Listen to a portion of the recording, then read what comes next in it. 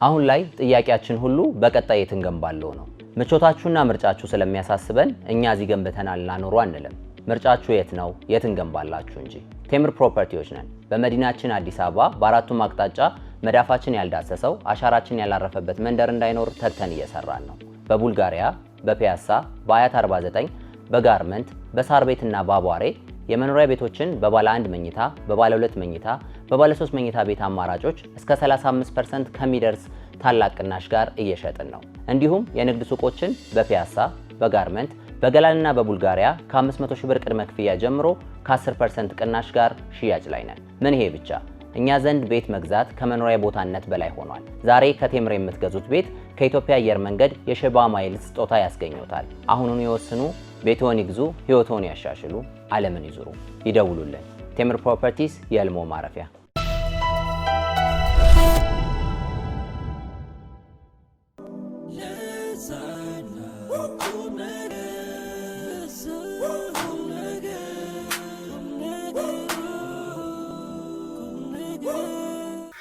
የዩናይትድ ስቴትስ አሜሪካ ፕሬዝዳንት ዶናልድ ትራምፕ እንደ ባህር ወንበዴ ነው የሚያደርገን ብለዋል። ምን ማለት ነው ሲባሉ የኢራንን የነዳጅ ጫኝ መርከብ ያዝ ነው፣ ከላዩ ላይ በሄሊኮፕተር ወረድን፣ መርከቡንም ነዳጁንም ወሰድ ነው ብለዋል። ኢራን ያቀረበችላቸውን አማራጭ ሀሳብም እኔ ያረካውበትም ብለዋል። እንደውም አሉ ውል የሚባል ነገር ባይኖርስ። ምን እያሉ ነው ፕሬዝዳንት ትራምፕ? ፕሬዚደንት ትራምፕ ምንድነው የሚሉት? እውነቱን ለመናገር በሰማይ ነፍሱን ይማረው አሰፋ ባተ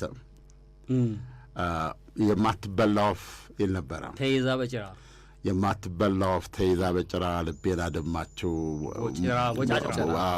በወጫጭራ። ኢራን እንደዚያ ሆነች እንደሱ ነው እና በእውነት የዓለማችን ሌላ ሀያል ፕሬዚደንት የሚያደርጉት ነገር ጠፍቷቸዋል። እንግዲህ ለ6 ወር ያህል በቂ ነው ያሉትን ድብደባ አድርገው ነበረ። ድብደባውን በእውነት በገንዘብ ሲመነዘር እኛም አብረን በቂ ነው ልንል የምንችለው ነው። የገንዘብ ራሳቸው ኢራኖቹ እንዳሰሉት ከሆነ ከግማሽ ምንድነው ከሩብ ቢሊዮን በላይ ነው፣ 250 ቢሊዮን በላይ ነው ዶላር ያው የደረሰው እና በሺዎች የሚቆጠሩ ፋብሪካዎች ናቸው የተደበደቡት። ነገር ግን ከውጭ ደግሞ በቀረበው የመጀመሪያ ግምት ከ140 ቢሊዮን እስከ 145 ቢሊዮን ይላል። መቼም ባፋችን ስንናገር ይሄንን ቁጥር ቀላል ነው። ይሄ ቁጥር ምን ማለት እንደሆነ በጣም እጅግ በጣም ከባድ ከፍተኛ እንትን ነው። ይሄም ሆኖ ኢራኖች ማሳመማቸውን ሊያቆሙ አልቻሉም። እየተደበደቡ ልክ ለምሳሌ አንድ ምንድነው አሁን ትልቋ ሙሽራ ምንድነው የተባለው የተጠለፈችዋ ሁሉ የሚደረገው እንትና ነች፣ ሆርሙዝ ሰርጥ። አሁን ምንም ተባለ ምን አዘይንዶ ዘዴ ያ ነገር ምን ማለት ሆርሙዝ ሰርጥን ማስከፈት መቻል አለበት። ሆርሙዝ ሰርጥን ማስከፈት ማለት እንዴት? በፊት ከስድስት እኮ በቅርብ አሁን ትናንትና ከ6 ነው ከ7 ሳምንት በፊት እንደነበረው ማለት ከ7 ሳምንት በፊት ዓለም ሳይፈራ ሳይቸር መገለማመጥ ሳይኖርበት ነዳጁን ግጥም አድርጎ ጭኖ በዛው ተላልፋላችሁ ገዢው ማዕበል እስካልተነሳ መርከቦችን በቁማቸው የሚወጣ አሳ ነባሪ እስካልተፈጠረ አዲስ እንስሳ ማለት ነው እስካልተፈጠረ ነዳጅ በዚህ ጋር ይደርሳል ብሎ ራሱ ተረጋግቶ ማረጋጋት ይችል ነበር። ገብቷል? ለውጥ የለም በሚል ሂሳባቸው መስራት ይችላሉ። የተጫነው ነገር እንደሚደርስ እርግጠኛ ምንም በቃ ፕሮግራምድ ነው። 20 ሚሊዮን በርሜል ነዳጅ ዘይትና ምድር ቤንዚን ነዳጅና ጋዝ የሚተላለፍበት ነው። በተጨማሪ ደግሞ ዕቃ ማመላለስ ምንም ሌሎች መርከቦች ይተላለፋሉ። ጀስት ከ7 ወር በፊት ከ7 ሳምንት በፊት በጣም ቅርብ እኮ ነው። እንዴት ግን ሩቅ ነው? በመዳለ ሩቅ ነው። ሹፌር ወይ ደግሞ አስበዋ ወደዚህ ከተማ ላይ ወደሱ ለመመለስ እኮ አሁን አሜሪካ እንደሌላ ያለ ሀገር ትልቅ ፈተና ውስጥ የገባችው እንዴት ከ6 ሳምንት በፊት ወደ ነበር ነው እንመለስ። ይሄ ራስ ምታት የማን ይመስላል? የአውሮፓው ነው። የሳውዲ አረቢያ፣ የተባበሩት አረብ ኤሚሬትስ፣ የኩዌት፣ ኢራቅ እንኳ አይዞሽ ተብላለች እና የእነዚህ ሁሉ ነው። አየህ ትልቅ የመካከለኛው ምስራቅን ገጽታ ባናቱ የሚገለበጥ ነገር ነው የተፈጠረው። እንቢ ብላ እጅግ አርጋ እንደያዘችው ያለን አሁን ተዘግቷል። በነገራችን ላይ መተላለፍ የለም። 1-2 አለፉ የሚባል አልፎ አልፎ ልሰማ ትችላለህ። እዚያውም ያንን ክፍያ የከፈሉ ማለት ነው። እኔ ይኸውልህ አሁን እንግዲህ አንድ ቀን ሰርተነዋል አይደለም። በዚህ ደረጃም እየተላለፉበት አይደለም። አሁን በቃ አሁን ምንድን ነው ስንቁን ነው የሚበላው ዓለም ከመጋዘን እያወጣ በክፉ ቀን ካለው ነው። ምንድን ነው ይሄ ችግር እንዴት ይፈታ? አሁን ዶናልድ ትራምፕ ምን አሉ? አንዳንድ እሳቸውን ሆኖ ማሰብ ያስፈልጋል። ገብቶሃል? አንደኛ የኒውክሌር ቦምብ ጎተራ ያላቸው ሰው ናቸው። ከሩሲያ አይበልጥም። ምንም ብዙ ልዩነት የላቸውም። ጎተራ ሙሉ ኒውክሌር ቦምብ ያላቸው። ይሄ የሚወነጨፈው ሚሳኤል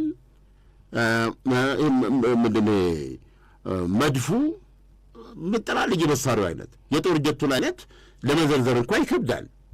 ገብቶሃል? ይህ ሁሉ አላቸው። ስለዚህ አሁን አንዳንድ ቀን ማህበራዊ ሚዲያቸው ላይ ገብቶ የሚሉት ነገር ለእኔ ይገባኛል። አለመቻላቸውን የሚያሳየው እኮ ቁስለት። ይሄን ሁሉ ነገር ይዘው ይሄን ያን መሳሪያ የዓለማችንን ከፍተኛ የሆነ የጦር ኃይል የሚመሩ ሰው ሆኑ ዝም ማስከፈት አልቻሉም። ስለዚህ የዚህ ምን አሁን ለምሳሌ ትላንት ያሉትን ዜናውን ለቀዋለሁ፣ ግን ብዙ አልገባኝም። 2 ምርጫ ነው ያለኝ አሉ። እሺ ያው አንዱ ይሄንን ከኢራኖች ጋር ተነጋግሮ አንዳች ስምምነት ላይ መድረስ አሉ። እሱን ደግሞ እነዚህ ሰዎች የሚደርሱ አይነት አይደሉም ብለዋል ራሳቸው በቅንፍ ውስጥ። በፍጹም እኛውን የገባኝ ነገር እነዚህ ሰዎች ተደራድሮ መስማማት አያውቁም ብለዋል። ስለዚህ ገብቼ ላፈነዳዳና ድራሽ አባታቸውን ላጥፋው እንዴ ብለዋል። ቃል በቃል ምን ነገር ድራሽ አባታቸውን በቃ ማለት ህዝቡን እኮ አብሮ ማጥፋት ማለት ነው። ህዝቡን ያሉት አገዛዙን ነው በሚል እኔ ህዝብ ሊሉ አይችሉም። አገዛዙን ነው ለማሪ ባፍን ነው ብዬ ምን ቀረና አገዛዙም እንዳንል እኮ የቀሩ ነገሮች የሉም። አሁን ተተኪ ምናልባት ከታች የሚመጣ ካልሆነ በስተቀር እኮ ዋናዎቹን ገለውም አሁንም በድርድር ሊያሸንፏቸው አልቻሉም። በቃ ገብቼ አፈደዳር ተሰና በቃ በትንትኑ ይውጣ የሚል ቃል በቃል አስፍሯል። ማንም ሰውን ገብቶ ማየት ይችላል። ይሄንን ያሉት ይሄን ሲሉ መድፍ አልመጣልኝም በዚህ ንግግር ውስጥ እንደ የጦር ጀቱም አልመጣልኝም። ኒውክሌር እያስበው እንደ ብዬ ትንሽ ተጨነኩ ማለት ነው። ህዝቡ ደግሞ እሳቸው ከባለፈው እንዳቀረቡት ማለት ነው ካገዛዙ ለመላቀቅ የዲሞክራሲን ትሩፋት እየጠበቀ እንዳለ ነው የሚገባኝ። እና እንዴት አድርገው ነው የት ሀገር ላይ ያደረጉትን? በኢራቅ ነው፣ በሊቢያ ነው፣ በሶሪያ ነው፣ በማንኛው የዲሞክራሲ ተትረፍርፎ እነኛ አገዛዞች ሄደው አሁን በኢራን ላይ አዲስ ነገር የምንጠብቀው እኔ ዲሞክራሲ ትሩፋት በሆኑ እርግጠኛ ያው ምዕራባውያን በህይወቴ ከዲሞክራሲ እሳቤ ጋር ተከትሎ የመጣኝ ስቃይ ነው። አልቋል እኮ ያለቀ ዕድሜ ነኝ። ከዲሞክራሲ ጋር ተያይዞ የመጣው ነገር እንትን ነው። እኔ በተረጋጉ ልክ ነው ውሃ ላይ ሰፈፍ እንደሚሉ ግዙፍ መርከብ እንደው በዝምታ ግን የሚሄደው እኔ ቻይና አፍቃሪ ነኝ። እኔ ራስ በታት የሌለው አገር ነው የምወደው። ገብቶሃል? እኔ የቻይናን መሪዎች ሐዋርያት አድርጌ ነው የማያቸው። እነዚህ ኮሚኒስቶችን ሐዋርያት አድርጌ ነው የማያቸው። ነቅነቅ የሚል ነገር የለም፣ ክሮሸት የለም። የወፍ ዘር በሙሉ ይኸውልህ በልቶ ጠጥቶ ጥርሱን ፍቆ ነው የሚወጣው። ገላውን ታጥቦ የውሃ ችግር የለም፣ የምን ችግር የለም። ከተማቸው ከሰማያ ሰማያት ተሰርቶ ወረደ ነው ይመስለው። አንተ የሌለ እንደ ቻይና መች ነገርከን? አሁን እኮ በእንትን ላይ እኮ ጣብቄ ነው የማየው።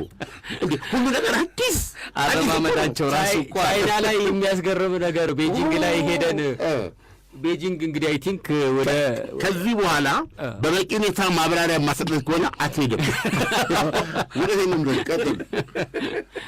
ቻይና ቤጂንግ ላይ አይ ቲንክ ወደ 12 ሚሊዮን ህዝብ መሰለኝ የሚኖረው፣ ግን ገብቶ የሚወጣውና እዛ የሚንቀሳቀሰውን የባቡር እንቅስቃሴ ላይ ስትመለከት ወደ 25 ሚሊዮን ይደርሳል የባቡር እንቅስቃሴው ብቻ። እና የሚያስገርም እሱ አይደለም የዓለማችን ከፍተኛ የህዝብ ቁጥር ሁለተኛ ሆናለች መሰለኝ። እኔ ዛሬ 5 ዓመት ሲሄድ አንደኛ ነበረች። ህንድ ነች አንደኛ ሆናለች። ህንድ ቢሆን የሆነ ደስ የሚል ነገር አላት። መንገድ ላይ ሰው ማታይበት ሀገር የዓለማችን ከፍተኛ የህዝብ ቁጥር ያለበት ቻይና ቤጂንግ ውስጥ ሰው አታይም። የት ሄዳ? ያው ፋብሪካው ነው ሌላውን ነገር አለ ፋብሪካው። ከዛ ግን 11 ሰዓት ይወጣል አይደል? ቤልጅክ ጥይት የሚመታ ራስ ነው።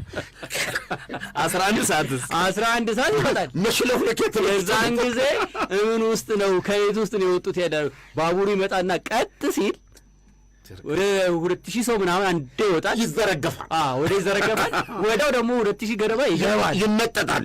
ሄደ ባዶ ሆነ ተመልሶ።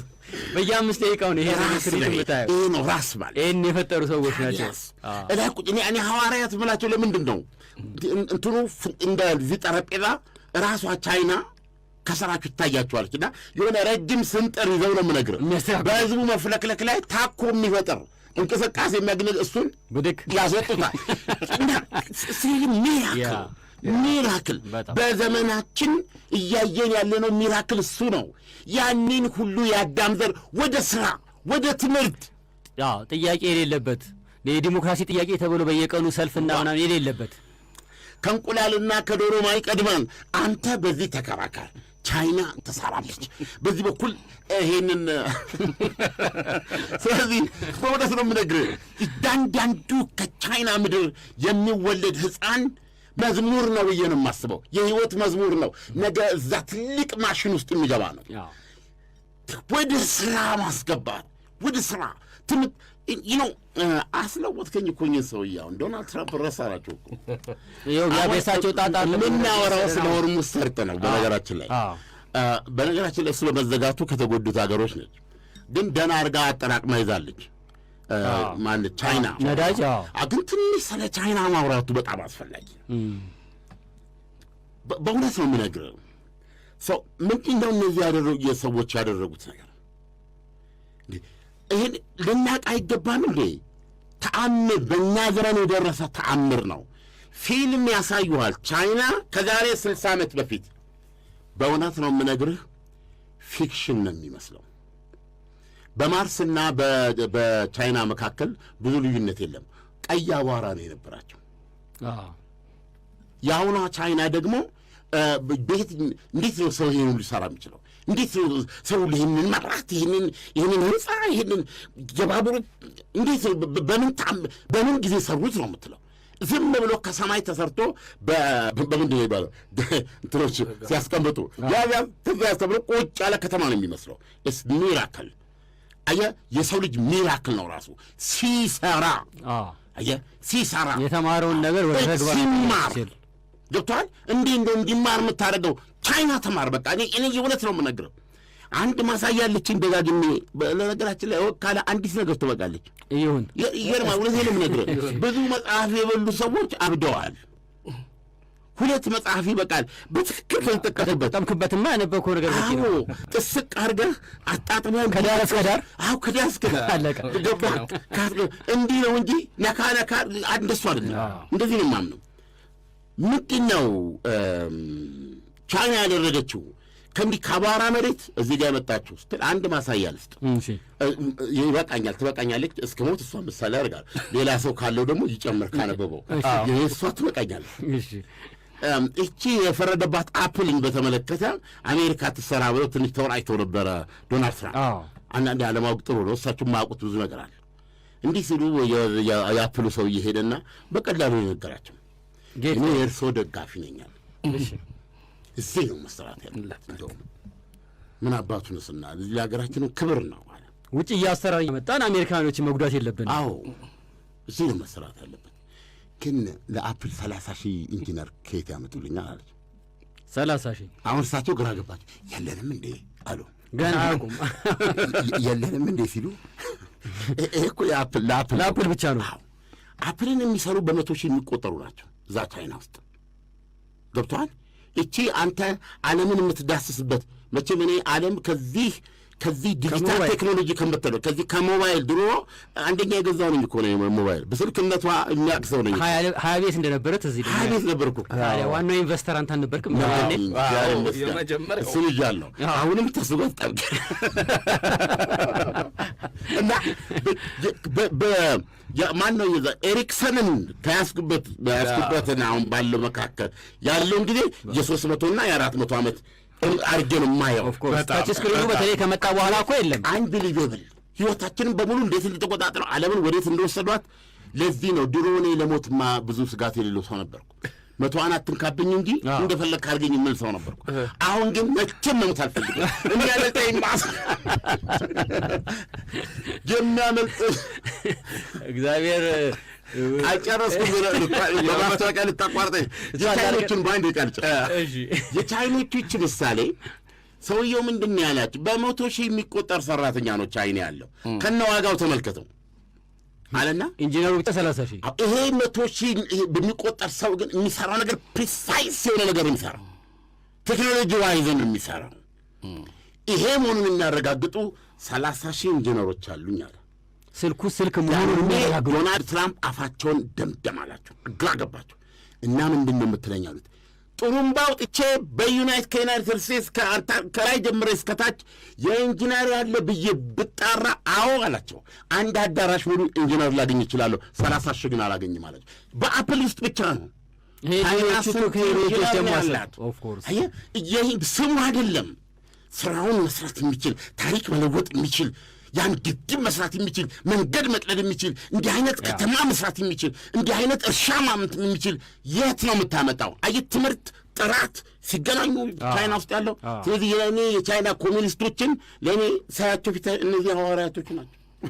በዚህ አድርጌ ነው የምመለከታቸው ያለምንም መዛነፍ በየአቅጣጫው በየሙያ ዘርፉ ሁሉ። እኔ ስለ እውነት ነው የምነግርህ ዲሞክራሲ አም ሶሪ ችግር ይበዛል፣ ራስ ብታት ይበዛል፣ ጥያቄ ይበዛል፣ ለዛ የለም እሱ እኔስ መቼ አገኘ ነውና እንደው እናፍቀው ካለ በቀረ እኔ በእውነት ነው የምነግርህ አም ሶሪ። እና ይሄ ነው ወሬያችን በቻይና ተጠልፏል። በቻይና ተጠልፏል። እኚህ ዶፒንግ ነው የሚባሉት አጠር ያሉ መሪ ነበሯት ቻይና። ሁሉም እኮ ትንሽ ዝግ ያሉ ናቸው። ብዙ ጊዜ አይተህ ከሆነ የቻይና መሪዎች ከማኦ ጀምሮ ያሉት ማኦ መቼም ማኦን ያመልካሉ። ብዙም ስለ የለውጡ ሂደት ናቸው እሳቸው። ያው ግን እኚህ ዶፒንግ ዛዮዶፒንግ አድማጮች ይርዱን፣ ስማቸውን አጠር ያሉ ናቸው። ከማኦ ቀጥሎ የመጡ ናቸው። ብዙ ኮንፊሽየስ ምናምን ወደሚል ጥቅስ አልገቡም። አንድ ነገር ነው ያሉት። በጣም የሚታይ ተጨባጭ ፕራግማቲስት የሆነ ነገር ነው ያሳዩትና ያውቃሉ ቻይና የሰው ኃይል እንዳላት፣ ያውቃሉ ይሄ የሰው ኃይል አቅም እንደሆነ ገብተዋል። ያውቃሉ ሀገሪቱ ያላትን ታሪክና ባህል ያውቃሉ።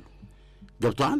የእውቀት መሰረት ያላት ሀገር ናትና ይሄንን አቀናጅተው እንዴት ነው ቻይናን ምህዋር ላይ የሚያመጥቁት? ይሄ ነው እቅዳቸው። አንዲት ነገር ነው ያሏቸው ለኮሚኒስቶቹ፣ ችግራችን አይጧ ነች አሉ። በዚህ ሁሉም ተስማሙ። ስለዚህ አሁን ድመት ነው የሚያስፈልገን አይደል አሉ። አሁን እኛ ጥብ ድመቱ ጥቁር ነጭ ሆነ ፎርጌት ኢት አይጡን እስከያዘ የትኛው ድመት ቀለሞት ሌትስ ሶልቭ ዘ ፕሮብሌም ያሉት እና ያ ትልቅ አገር ነው። አይ ቲንክ ተከታታይ ትውልዶች ሊማሩት የሚገባ ዳንግ ዚዮፒንግ ናቸው። ዳንግ ዚዮፒንግ እኔ እሳቸውን መቼም ከፍ ሪሊ አንዳንድ ቀን ለሪዛልቱ ቦታ የሚሰጡ ናቸው። ቻይናውያን ነው ውጤቱ ነው ወሳኙ። የሰው አስገራሚነቱ እኮ እና ሰው ብዙ አቅም የተሰጠው ነው። ሰው ወደ ዶናልድ ትራምፕ ስንገባ እንግዲህ የመጀመሪያ ላይ ይሄ እንቅስቃሴ ከ7 ሳምንት በፊት ወደ ነበረው ለመመለስ ነው። ይሄ እኮ የሩቅ ጊዜ አይደለም እኮ አሁን ስለ ሰገዴና ስለ ድሮ አይደለም የምናወራው። እንትና ሳይሸነፍ በፊት የነበረ ጊዜ እኮ ነው። አርሴናል መሪ የነበረበት ጊዜ አርሴናል መሪ ነበር። ዛሬም መሪ ነው። እርግጥ ሲቲ እስኪመጣበት ድረስ ባለፈው ሳምንት ተመልሶለታል። አርሴናል እንኳ ተስተካከለ፣ መሪነቱን ይዟል። እንደው እግዚአብሔር አሁን የዚህ ኦርሙዝም ወደ መሪነት ቢመለስ ነው እኛ ይርዳችሁ። እና አሁን በቅርብ ጊዜ ዓለም አሁን ምን ይላል መሰለ፣ እዚህ ፊት ለፊት የማየው የዚህ ምንድን ነው የሚባለው የነዳጅ ኤክስኪዩቲቭስ ተገናኝተው በዚህ ጉዳይ ላይ እንትናቸውን አስቀምጠዋል ይላል። ምን ይላል ዶናልድ ትራምፕ አንድ ሰው አናግረው ነበር አሁን እና እኛ ሰውዬ ዳረን ውድስ ይባላሉ እና የኤክሶን ሲኢኦ ናቸው። ይሄ ነገር ተዘግቶ የቀጠለ እንደሆነ ትንሽ ነገሮች ይባባሳሉ ብለዋል እሳቸው። እና ምንድን ነው ያስቀመጡት? አሁን ዓለማችን አሁን የምናየውን ነገር ከክምችቱ እያወጣ አንደኛ ጦርነቱ ከመጀመሩ በፊት በነበሩት ወራት የተከማቸ የነበረው ያንዴ ይሄድ አልነበረም። በዛን ጊዜ ሊሄድ የቻለው የተለያዩ ሀገሮች ሊያገኙ የቻሉት እሱ አንዱ ትልቅ የጠቀመ ነገር ነው። በሁለተኛ ደረጃ ደግሞ ይሄ እንግዲህ ስትራቴጂክ ሪዘርቭ ምናምን ይሉታል። ሁሉም ሀገር እንደየአቅሙ ይዛል ያቺ ክምችት። ግን የብዙዎቹ እኮ ሀገሮች የነዳጅ ክምችት ከ3 እስከ 6 ወር የሚያቆይ ነው የሚባለው። ቢሆንም ባለፈው 7 ሳምንት የተፈጠረው ነገር የሆነ ነገር ችለዋል። አሁን ግን መዘጋቱ እየቀጠለ የሚሄድ ከሆነ የአሜሪካ የራሷ ክምችት ወደ አሁን በጣም ዲፕሊት እያደረገ ነው የሚሉት። $4 ተሻገር አይደለም ወይ? 4.39 በእንትን የህዝብ አስተያየትም አለ። ጦርነቱን ብዙ ታሪክ አለ። ሰው ምንድን ነው አሁን የተፈለገው ነገር? የተፈለገው ነገር ይሄ ሆርሙዝ ሰርጥ እንዲከፈት ነው። አሁን ውዝግቡ ያለው ምንድን ነው? ኢራኖችም ይከፈት እያሉ እነሱም ገቢ ያገኙታል። ኢራኖች ይከፈት የሚሉት እንስማማና እኔና እርሶ መጀመሪያ ያቀረቡት ይሄ ነው። በኋላ ማሻሻያ ያቀረቡት ትናንትና ዓርብ በፓኪስታን በኩል እኔ ትንሽ ይሰነብታል ብዬ ነበር። ፓኪስታኖች አይተው ለአሜሪካኖች እስኪያቀብሉ ቢያንስ 5-6 ሰዓት ይኖራል። አሜሪካኖች ደግሞ ይሄን ነገር አብላልተው እስኪመልሱ እስከ ዛሬ ቅዳሜ የሚያድሩ መስሎኝ ነበር። ወዲያው ነው መልስ የሰጡት። ኢራኖች የኮማና የድርብ ሰረዝ ለውጥ ብቻ ነው ያደርጉት በፊት ላይ ያቀረቡት። ምክንያቱም ዶናልድ ትራምፕ ምንም የተለወጠ ነገር አላየሁም የሚሉት ኢራኖች የሚሉት ምንድን ነው? እኔና እርሶ ቁጭ ብለን እንስማማ። የመጀመሪያ ስምምነት ጦርነቱ ይቁም፣ በቋሚ ይቁም ጦርነቱ። አበቃው፣ ዲክሌር እናድርግ፣ ጦርነቱ ይቁም። ጦርነቱ እንዲቆም ከተደረገ እኔም ጦርነቱ ከቆመ ሆርሙዝ ሰርጥ ይከፈት ማለች ማለት ነው። ሆርሙዝ ሰርጥ ሲከፈት አሁን በዓለም ላይ የተፈጠረው ይሄ ውጥረ የኢኮኖሚ እንትን ትንሽ ለቀቅ ያደርጋል። እፎይ ተባለ ማለት የኒውክሌርን ጉዳይ ከዛ በኋላ እናወራበት። ላለፉት ረጅም ዓመታትም የአሜሪካ ፕሬዚዳንቶች በነበሩበት ጊዜ ሲወራ እንደነበረ የትም አይሄድም። የት ሄዳል? እና እናወራበት። ሸጋ ሀሳብ ነው። ሸጋ ሀሳብ ነው። አሁን መከፈት የሚለው ላይ ያልተግባቡት። መከፈት እንዴት በሚለው ላይ ማለት ነው። ይሄንን ሲያብራሩ የአሜሪካ ውጭ ጉዳይ ሚኒስትር ማርኮ ሩቢዮ ኢራን እኮ ሆርሙዝ ሰርጥ ይከፈት ስትል በእሷ ሉዓላዊነት ስር እሷ በዚህ በኩል ብላ ባሰመረችው በኩል እሷ ከዛ እንትኑ ላይ ሆና አንተ ቆይ አንተ ወደ ዳር ውጣ፣ ያንተ ይፈተሻል፣ አንተ ቅደም፣ ክፍያም አይመለከትም፣ ሂድ አበባ ተሰጥቶ የሚያልፋለ። ሌላ ግን ራሷ ዩናይትድ ስቴትስ አሜሪካ ቀኛውላ ተመለሽ የምትልበትን ነው። እና እስካሁን እንግዲህ ተመኑም በይፋ አላሳወቀችም። ስምምነት አድርጋለች። ግን ባለፈው ባናቸው ቋሊባፍና ነው ምክትል የፓርላማ አፈ ጉባኤው ተመስገን ለመጀመሪያ ጊዜ ግብር በላን ብለዋል። የመተላለፊያ ግብር ከመተላለፊያ ወደ ባንካችን ገብቷል። አንዲት መርከብ $2 ሚሊዮን ከፍላ ሄዳለች እና ያ ገንዘብ የኢራን ንግድ ባንክ ውስጥ ብሔራዊ ባንክ ነው እዛ ውስጥ ገብቷል፣ እዛ አካውንት ገብቷል ብለው ተናግረዋል። ስለዚህ አሁን በመርከብ $2 ሚሊዮን ካደረገችውማ ምኑን አለፍነው? ታዘብቷል እኮ እንደተዘጋ ነው የሚቆጠረው። ምኑን አለፍነው ነው እኔ እምልህ።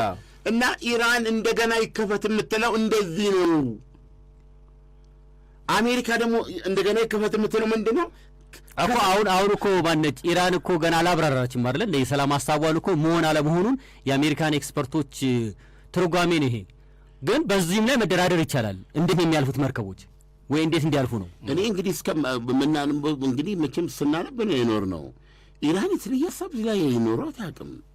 አስተላለፉን በቀጥታ አስቀምጣለች እኮ። በታሪፉ ላይ መነጋገር ይቻላል። አሁን $2 ሚሊዮን ለአንድ መርከብ ከባድ ነው። እሷም የምትለው ታሪፉ ላይ እንነጋገር ነው ይመስለኛል በውስጠቷ እንጂ የሚቀር የለም። እሱ ላይ 2 ሚሊዮን የሚለውን ግድ የለም 1,900,000 ልታረገው ትችላለች። ታሪፉ ግን አይቀርም። በቃ ታሪፉ አይቀርም። ታሪፉ አለመቅረብ ብቻ አይደለም። ታሪፉ የኢራን እስላማዊ አብዮታዊ ዘብ ጓዶች ሳያውቁ አታልፍም። ሁለተኛ አስፈላጊ ሲሆን ብላለች፣ ስጠራጠረው እፈትሸዋለሁ ብላለች። መርከቡን ጦር መሳሪያ ሊጓጓዝ ይችላል። ታርጎች እኮ አሉ። ዕቃ ጭና የምትሄደውን ምንድን ነው የጫንከው የሚለውን ማየት ትፈልጋለች። አለም እንዴ አንድ መርከብ ካርጎ ለመፈተሽ 3 ወር ይበቃል። እንዴት ነው? እዛም አይደርስም። ግን ያለ ቴክኖሎጂ ከምታቀርበው ሰደር ጋር የተያያዘ ነው የሚሆነው። መቼም ምንድን ነው የጫንከው የሚለውን ነገር ማቅረብ አለበት። መቼም የሆነ ሰው እንዲህ አንገቱን አስገብቶ ማየት አለበት። አላቅም እኔ እንግዲህ ተሻሽሎ ነው ይላል። ሶስተኛው ችግር ለኢራን ሆስታይል ነው ተብሎ የታሰበ አካል በሆርሙዝ ሰርጥ አይተላለፍም። እስራኤል ማለት ነው ቤዚካሊ ብላክ ኤንድ ዋይት። እስራኤል አታልፍም ወይ ለአንድ የእስራኤል ጉዳይ ብቻ አይደለም፣ ብዙ ሀገሮች አያልፉም። እኔ ፕሮባብሊ የተባበሩት አረብ ኤሚሬት አታልፍም።